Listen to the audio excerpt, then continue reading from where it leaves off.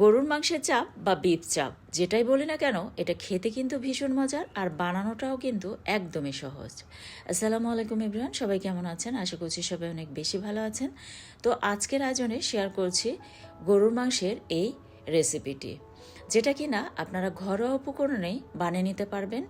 আর আজকে কোনো কিন্তু স্পেশাল মশলা দিয়ে আমি এটা ট্রাই করছি না, একদম সিম্পল আমাদের ঘরে যে উপকরণগুলি থাকে সেটাই দিয়ে বানিয়ে দেখাবো।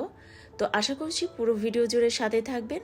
আর রেসিপি ভালো লাগলে পেজ ফলো করে সাথে থাকবেন, আর ইউটিউব চ্যানেল থেকে দেখে থাকলে সাবস্ক্রাইব করে আমাকে সাপোর্ট করবেন। আর আপনাদের টাইমলাইনে শেয়ার করে রেখে দিতে পারেন, যখন ফ্রি থাকবেন রেসিপিটি দেখে ঝটপট বানিয়ে নিতে পারবেন। ভিউয়ার্স, এখানে প্রায় 250 গ্রামের মতো গরুর মাংস আছে, আর সলিড মাংসটাই কিন্তু নিতে হবে, হাড় ছাড়া। তো এটাকে কিন্তু একটু মোটা সাইজ করে এভাবে আমি কেটে নিয়েছি। আর এখন এগুলিকে আমি একটা শিলপাটার সাহায্যে এভাবে থেতলিয়ে নিচ্ছি। আর এই পাটার শিল কিন্তু আমাদের সবার ঘরেই অ্যাভেলেবেল থাকে। তো এই কাজটি কিন্তু আপনারা শিলের সাহায্যে করে নিতে পারেন, যেটা আমি করে নিচ্ছি। আর এইভাবে করে নিলে কিন্তু মাংসের মধ্যে মশলাগুলি সুন্দরভাবে প্রবেশ করে। তো সবগুলো এইভাবে করে নিলাম, নিয়ে স্বাদ মতো লবণ অ্যাড করে দিলাম, আর 1 চা চামচের একটু কম পরিমাণ দিয়ে দিলাম মরিচ পাউডার। হলুদ পাউডার একটুখানি অ্যাড করে দিলাম, আপনারা চাইলে স্কিপও করতে পারেন, তবে দিলে কালারটা সুন্দর আসে।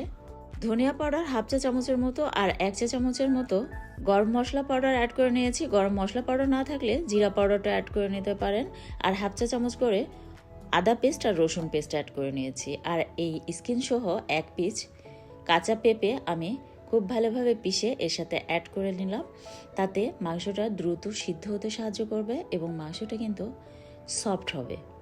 আর ঘরে টক দই ছিল না, তো ইনস্ট্যান্ট টক দই এভাবে কিন্তু আপনারা বানিয়ে নিতে পারেন। তো তার জন্য আমি এখানে 2 টেবিল চামচের মতো পাউডার দুধ নিয়েছি, আর তার সাথে 2 টেবিল চামচের মতো কুসুম গরম পানি অ্যাড করে খুব ভালোভাবে গুলে নিয়েছি। তারপর এর সাথে 1 টেবিল চামচের মতো লেবুর রস অ্যাড করে দিয়েছি, দিয়ে খুব ভালোভাবে মিক্স করে নিলাম।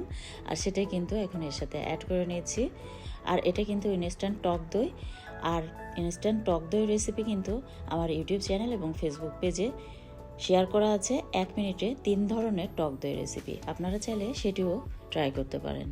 আর এই গরুর মাংসের চাপ কিন্তু আমরা এক একজন এক এক রকমের করে তৈরি করে থাকি। তো ঘরোয়া উপকরণে কিন্তু আজকে আমি বানানো ট্রাই করছি, আর এটা খেতেও কিন্তু ভীষণ মজার হয়েছিল, আপনারা ট্রাই করে দেখতে পারেন। আর দিয়ে দিলাম 1 টেবিল চামচের মতো খাঁটি সরিষার তেল, দিয়ে এখন সব কিছু একসাথে খুব ভালোভাবে মিক্স করে নিতে হবে। আর আমি কিন্তু এটা ইনস্ট্যান্ট তৈরি করে নিয়েছি, আমি এটাকে ম্যারিনেট করে রাখবো না, জাস্ট 10 মিনিটের জন্য আমি এটাকে ঢাকনা দিয়ে ঢেকে রেখে দেব। তবে আপনাদের হাতে যদি সময় থাকে সেক্ষেত্রে এটাকে আগের দিন রাতে আপনারা এইভাবে ম্যারিনেট করে ফ্রিজের নর্মাল চেম্বারে রেখে দিতে পারেন, আর পরের দিন কিন্তু ভেজে নিতে পারেন। তো আমি 10 মিনিটের মতো রেখে দিয়েছি, আর 10 মিনিট পর এখন এটাকে আমি ভেজে নেব। আজকে এই বিফ চাপটা কিন্তু আমি ডুবো তেলে ভেজে নিচ্ছি। আর একটি বিফ চাপের রেসিপি কিন্তু আমার ইউটিউব চ্যানেল এবং ফেসবুক পেজে শেয়ার করা আছে। অল্প তেলে এবং বাটার দিয়ে আমি ওটা ভেজে নিয়েছি। চাইলে ওইভাবেও আপনারা ভেজে নিতে পারেন, আবার চাইলে এরকম ডুবো তেলেও ভেজে নিতে পারেন। আর চুলার পাওয়ারটা মিডিয়ামে রেখে কিন্তু এগুলিকে উল্টে পাল্টে খুব ভালোভাবে ভেজে নিতে হবে। আর এগুলি ভেজে নিতে তেমন বেশি সময় লাগে না, 4 থেকে 5 মিনিটের মধ্যেই কিন্তু এগুলি সুন্দরভাবে ভেজে নেওয়া হয়ে যাবে। আর খেয়াল রাখতে হবে যাতে পুড়ে না যায়।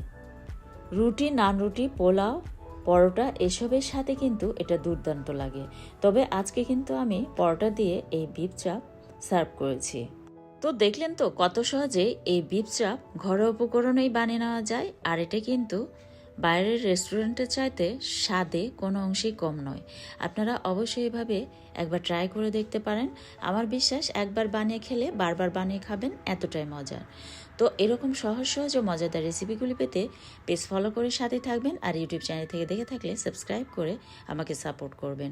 আর কতটা সফট হয়েছে সেটাও আমি ভেঙে দেখিয়ে দিচ্ছি। তো রেসিপি ভালো লাগলে অবশ্যই ভিডিওতে একটি লাইক দেবেন, আর পরবর্তী রেসিপি দেখার আমন্ত্রণ জানিয়ে আজকের মতো এখানে বিদায় নিচ্ছি। সবাই খুব বেশি ভালো থাকবেন, আমার জন্য দোয়া করবেন। আর হ্যাঁ, ভিডিওটি অবশ্যই বেশি বেশি শেয়ার করে দেবেন। ধন্যবাদ সবাইকে।